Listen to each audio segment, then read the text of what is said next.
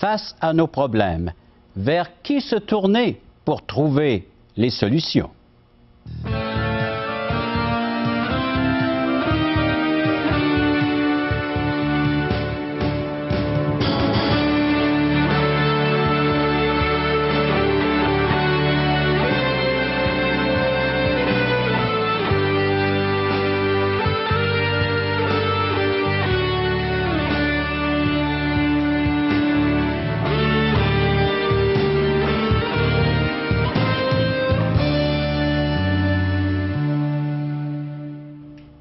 Mesdames, Messieurs, bonjour, bienvenue à l'émission Paroles vivantes. Une émission à laquelle vous allez pouvoir y découvrir le monde dans lequel nous sommes, mais du point de vue de Dieu. Parce que déjà, on constate dans notre entourage, peut-être dans notre propre vie, comment est-ce qu'il peut y avoir des problèmes, un lot de problèmes, et comment les résoudre, ces problèmes-là, y faire face. Alors, c'est le thème de l'émission qui s'appelle Monsieur Autruche. Avec l'aide d'un visuel, on va regarder en caricature le monde dans lequel on se trouve. Également, il y aura un chant. Alors donc, un chant pour porter à réflexion, faire réfléchir sur les thèmes, les grands thèmes de nos émissions, Paroles vivantes, tirées des Saintes Écritures. Et également, témoignage. Une vie transformée par la parole de Dieu. Lorsqu'on place toute notre confiance dans la personne de Jésus, celui qui est venu nous racheter, nous sauver d'une perdition éternelle. Vous pouvez nous écrire, nous faire part de vos commentaires. Vous avez les coordonnées à l'écran. Numéro de téléphone 1-877-L'Espoir, 537-7647 ou espoir.ca. Vous nous faites parvenir vos courriels. Merci à l'avance. Nous allons assister à un visuel qui a comme titre « Vous êtes malade, Monsieur l'Autruche ». Vous connaissez l'expression « ne faites pas comme l'autruche ». Que fait cette autruche lorsqu'il y a des problèmes ou lorsque l'ennemi avance vers elle? Elle s'enfouit la tête dans le sable afin de ne pas voir ce qui s'en vient. Et c'est la même chose pour nous. Nous vivons dans une société, dans un monde malade. Ne faisons pas comme l'autruche. Faisons face, oui, à cette situation, et faisons face à nos problèmes qui peuvent surgir, à tous ces malaises qu'il y a autour de nous et même dans notre propre vie. Regardons ce que l'Écriture, ce que la parole de Dieu a à nous dire concernant l'état de l'être humain et l'état de notre société. 2 Timothée, chapitre 3, verset 1er, nous dit « Sache que dans les derniers jours, il y aura des temps difficiles à cause du comportement de l'être humain. » Je précise, verset 2. « Car les hommes seront égoïstes, amis de l'argent, fanfarons, hautains, blasphémateurs, rebelles à leurs parents, ingrats, irréligieux, insensibles, déloyaux, calomniateurs, intempérants, cruels, ennemis des gens de bien. » Et la liste se poursuit. « Traîtres, emportés, enflés d'orgueil, aimant le plaisir plus que Dieu. » Ayant même l'apparence de la piété, mais reniant ce qui en fait la force. Et voilà ce que la Bible déclare solennellement concernant l'état de l'être humain, des temps difficiles à cause de son comportement.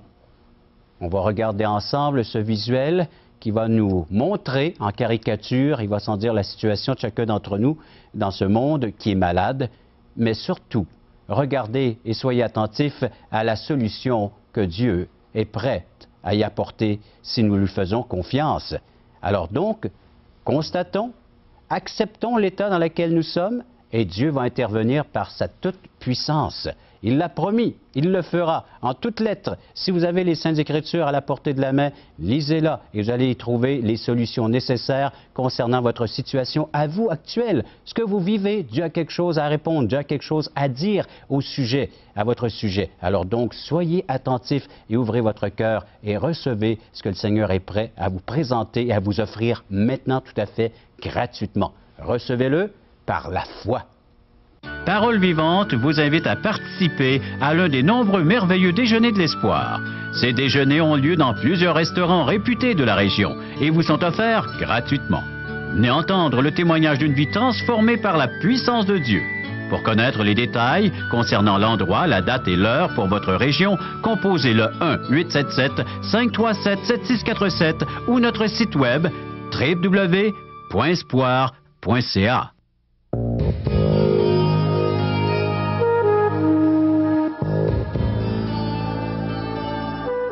Nous vous présentons « Tu es malade, Monsieur Autruche ». Dans un village perdu au milieu de la jungle moderne vivait Monsieur Autruche. Malgré la férocité de la vie dans les lieux sauvages, il s'était taillé une place enviable dans la société et menait sa petite vie bien tranquille. À vrai dire, il se la coulait douce. Un beau matin, Monsieur Autruche ne se sent pas bien. Il décide d'aller voir le docteur Théo. « Mon cher Monsieur Autruche, je ne vous cacherai pas plus longtemps que votre maladie est mortelle. »« Quoi? Ça n'est pas vrai. Je refuse de vous croire.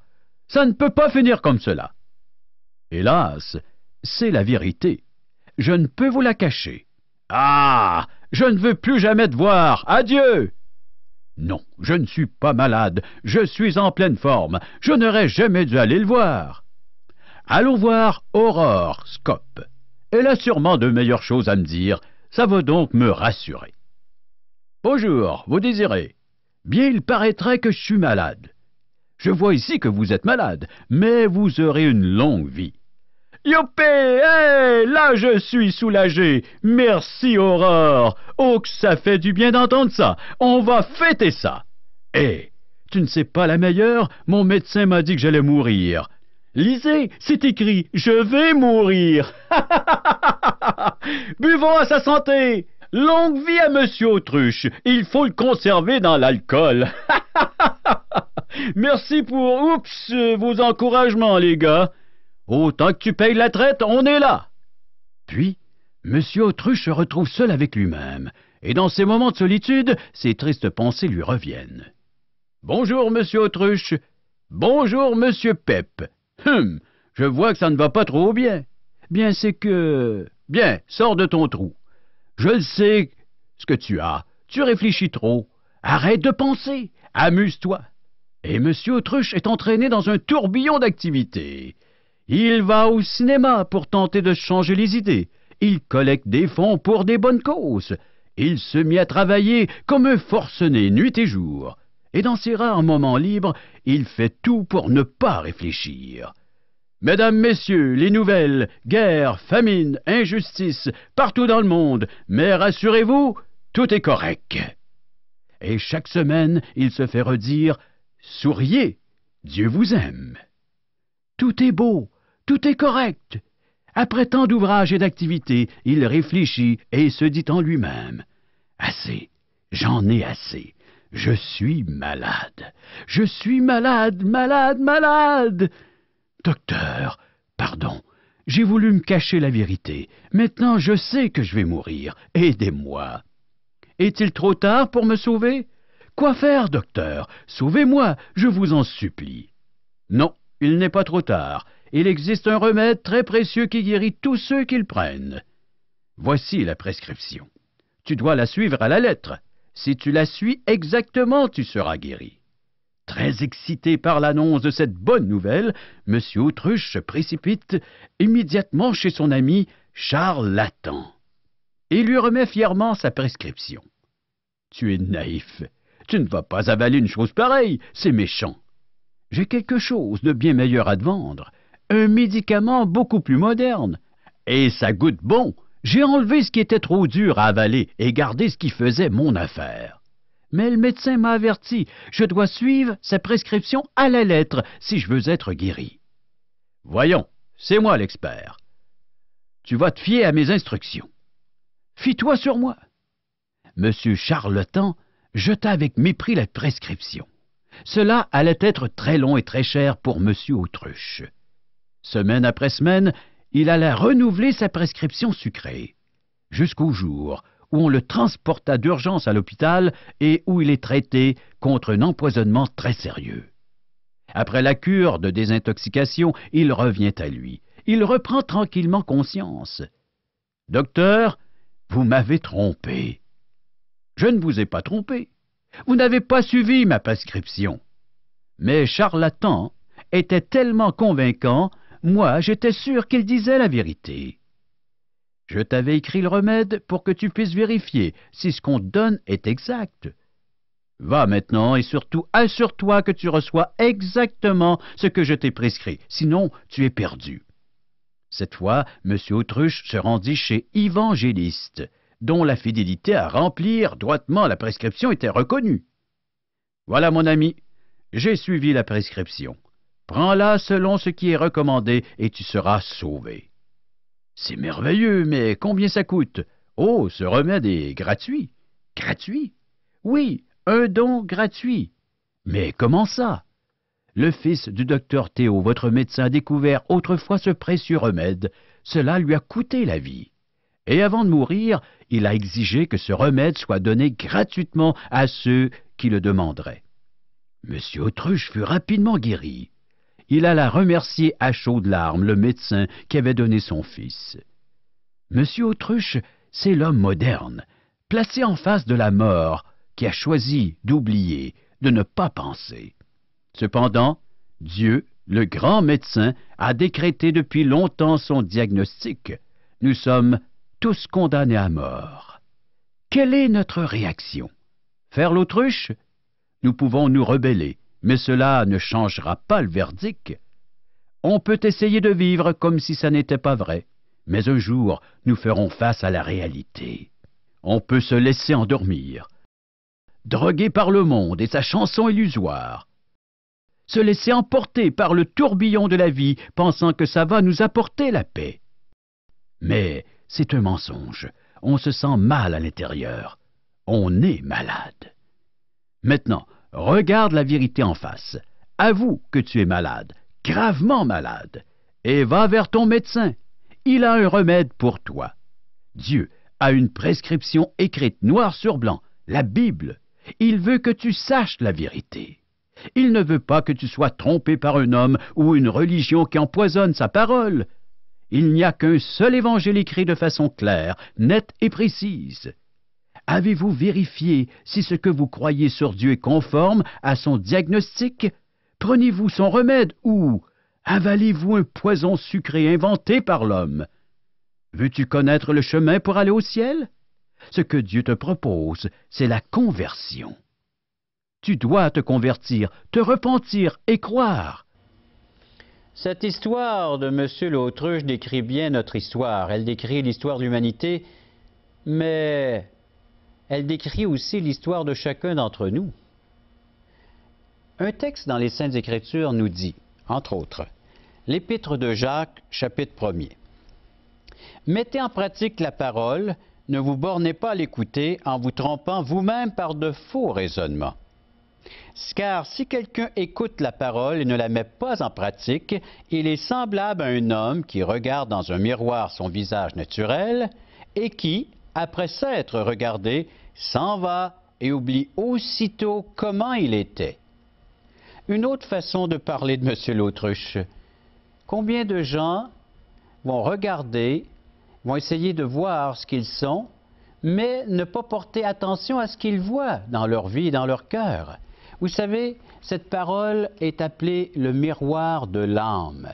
Dieu veut nous montrer exactement l'état de notre âme. Comme M. l'Autruche, le médecin lui a appris qu'il était atteint d'une maladie, une maladie mortelle. Et c'est la même chose pour nous. Les Saintes Écritures, la parole de Dieu nous dit que nous sommes atteints d'une maladie mortelle spirituelle. C'est-à-dire que notre âme, à cause de la présence de ce péché qui est en nous, de cette nature pécheresse, nous sommes voués à la perdition éternelle. Nous ne pouvons demeurer avec un Dieu saint, pur. S'il n'y avait qu'un seul péché qui entrait dans le ciel, ça ne serait plus le ciel. Nous voulons vivre, nous aussi, un endroit où il sera pur, agréable, sans péché. Pour cela, il faut que le péché soit ôté, enlevé. Nous devons faire ce que la Bible nous demande de faire. C'est-à-dire mettre en pratique la parole et ne pas se borner à l'écouter en nous trompant par de faux raisonnements. Que de fois, naturellement, nous nous éloignons de cette vérité, de cette parole de Dieu. Nous voulons entendre plutôt autre chose, comme M. l'Autruche a fait maintes et maintes fois, voulant se dire en lui-même « ce n'est pas si grave que cela ». Et pourtant, sa situation était grave. Nous aussi.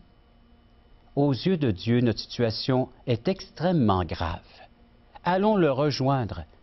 Allons le rejoindre dans son grand diagnostic concernant notre état spirituel et allons chercher aussi la solution, ou si vous voulez, le remède. Un remède qui va nous donner la guérison totale. Et ce remède se présente à nous. Il faut le prendre, il faut le saisir. Et il faut naturellement s'en servir. Et le seul remède à nos péchés que la Bible nous offre, que Dieu nous offre, c'est la personne de Jésus lui-même. Jésus est le Sauveur. Est-il ton Sauveur? Jésus est celui qui est venu sur la terre ôter le péché. L'apôtre Jean, lorsqu'il a vu Jésus passer sur son chemin, « Voici l'agneau de Dieu qui ôte le péché du monde. » Et dans son épître, il a dit, « Le sang de Jésus nous lave et nous purifie de tout péché. » Tu veux devenir pur? Tu veux devenir présentable devant Dieu, pouvoir entrer dans sa présence pour aujourd'hui, pour demain, pour ton éternité? Reconnais que tu es un pécheur et que tu n'y peux rien par tes propres forces. Reconnais que seul Jésus-Christ est la solution à ton problème. Va, fais un pas de foi, de confiance, accepte, reçois, prends ce remède et par le fait même, tu seras guéri. Pas en partie, mais en totalité. Oui, plus aucune trace de ce péché. La Bible dit que les Saintes Écritures font de nous maintenant une personne mise à part pour Dieu. Oui, on a été pris dans ce milieu où était le péché, les ténèbres et toutes ces convoitises. Mais maintenant, il a semé en nous une nouvelle nature, une nature qui ne peut pécher, une nature semblable à la sienne. Et c'est celle que Dieu voudrait semer dans ton cœur. Si tu la reçois, si tu l'accueilles, l'élément qu'il faut, l'ingrédient, c'est la foi. Aie confiance en Dieu, en ce qu'il dit présentement et en ce qu'il peut accomplir dans ta vie. Viens à Jésus. Dis-lui, je suis un pécheur, je suis un être perdu.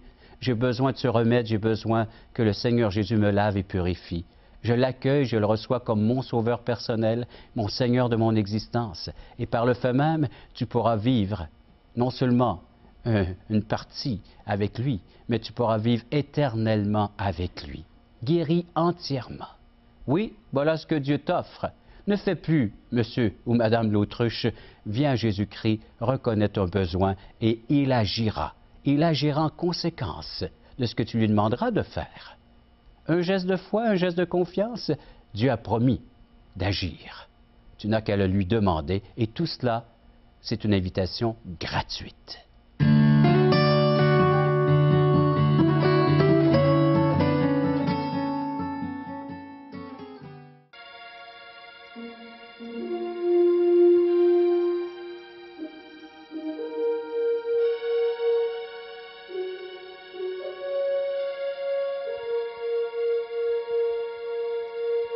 Il y a 2000 ans, enfin est né sous le ciel de Judée,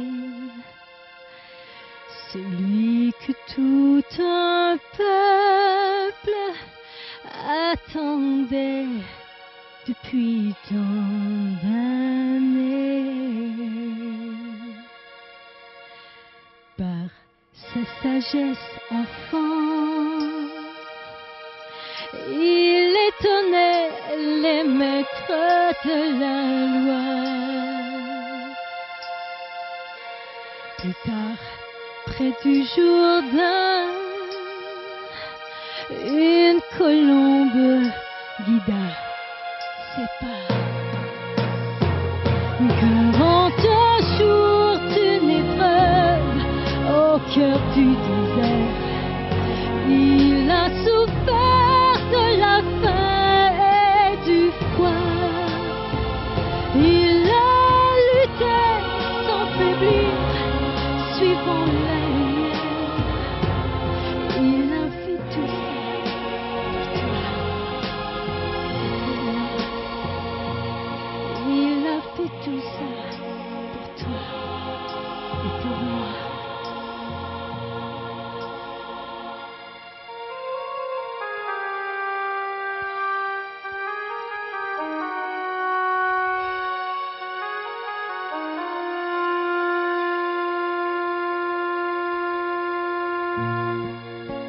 Il a marché selon et apaisé la colère du vent. Il a posé ses mains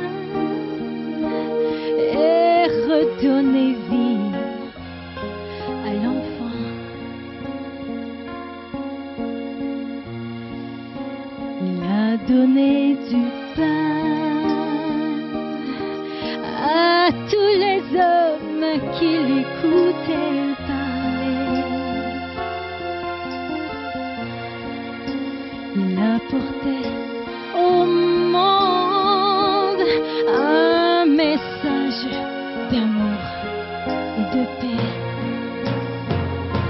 Abandonné et trahi, il fut condamné comme un voleur cloué sur la croix. Pour nous montrer le chemin, il s'est sacrifié. Il a fait tout ça pour toi et pour moi. Il a fait tout ça pour toi et pour moi.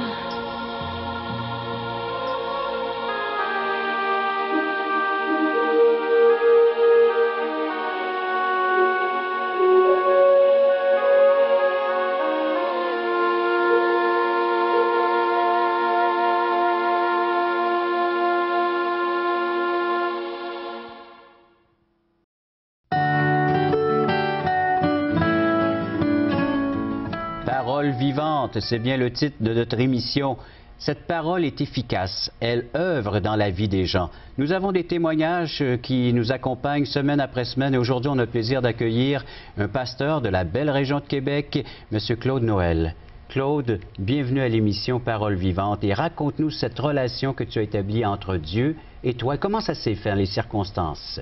Merci Régent, merci pour l'invitation.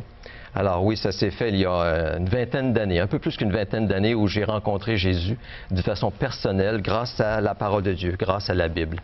Alors moi j'ai grandi dans la région de Québec, mes parents étaient des chrétiens plutôt catholiques pratiquants et je suis l'aîné d'une famille de 2 enfants. J'ai grandi dans la région de Beauport et très tôt, pour moi, c'était très important les études. Réussir dans les études, pour moi, ça pavait la voie vers la réussite dans la vie. Alors, mon rêve, c'était, par exemple, d'avoir une belle grande maison à l'île d'Orléans, avoir une famille et puis d'être riche, d'avoir beaucoup d'argent. Et j'ai donc mis une grande importance sur mes études quand j'étais jeune. Aussi, j'étais religieux, puisque mes parents m'avaient instruit dans la religion catholique romaine. Je participais moi aussi à la messe, donc jusqu'à même l'âge de 20 ans.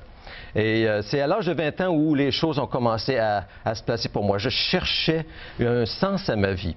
Même si les études étaient importantes, je voulais profiter de la vie. Donc, à l'âge de 17 ans, j'avais un emploi, un très bon emploi dans la région de Québec.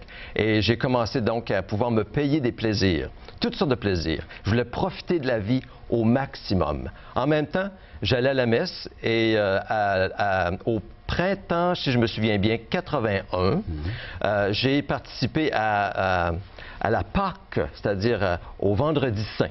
À l'Église. Et puis, je me souviens d'avoir entendu celui qui jouait Jésus dans la pièce prier, non pas un Notre Père ou un Je vous salue Marie comme j'étais habitué, mais une prière pour demander au Seigneur de nous aider à nous donner sa paix, son calme, parce que nous étions nerveux devant toute la salle, l'Église pleine. Avant la présentation. Avant la présentation. Et ça m'a frappé, ça m'a touché. Après la présentation, ensuite, j'ai retourné à vivre dans mes plaisirs. Nous sommes descendus avec 4 amis en Floride pour profiter de la jeunesse. Et je vais passer sous silence bien des choses que nous avons faites. Mais je cherchais donc beaucoup de plaisir. En même temps, j'étais religieux.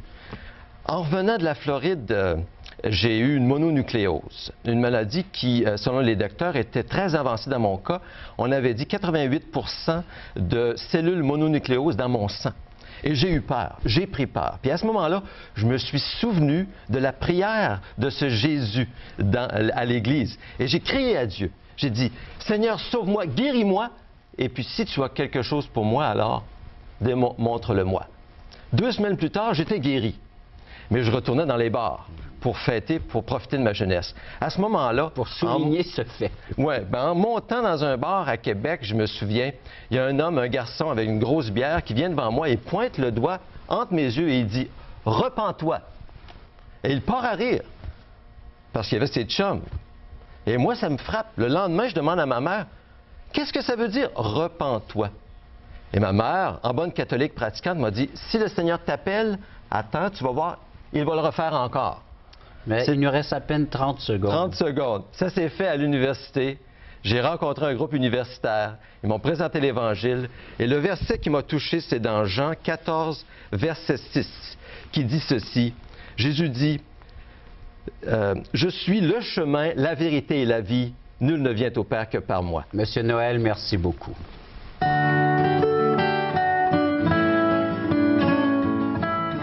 Vous entendez et vous voyez des témoignages dans le cadre des émissions Paroles vivantes. Vous êtes cordialement invités à venir voir ces personnes, à venir voir ces gens là où ils sont en train de donner leur témoignage, c'est-à-dire dans le cadre des merveilleux déjeuners d'espoir dans la belle région de Québec. J'ai une invitation pour vous. C'est le 10 décembre, un souper de bienfaisance où plusieurs de ces personnes seront là et vous pourrez faire connaissance avec quelques membres de l'équipe de Paroles vivantes. On vous invite à venir prendre un souper de l'espoir. Cette fois, c'est dans le cadre d'un souper à 18 h à la salle La Sablière à Beauport. Alors, 10 décembre, 18 h, c'est gratuit et vous êtes les bienvenus à venir partager ce repas avec chacun d'entre nous, avec des membres de l'équipe qui seront sur place pour vous accueillir. Également, vous êtes toujours invités à nous appeler, soit à 1-877-l'Espoir, 537-7647 ou espoir.ca, nous faire parvenir vos courriels et vous pouvez nous faire la demande de cette littérature qu'on offre gratuitement. Un petit tract qui a comme titre aujourd'hui l'espoir, c'est Jésus seul, ou en contact, une méditation quotidienne tous les jours, ou bien des questions fondamentales sur l'être humain tel que nous sommes et comment est-ce qu'on peut y remédier avec la puissance de Dieu, sa parole. Je vous invite à la prochaine émission. Au revoir.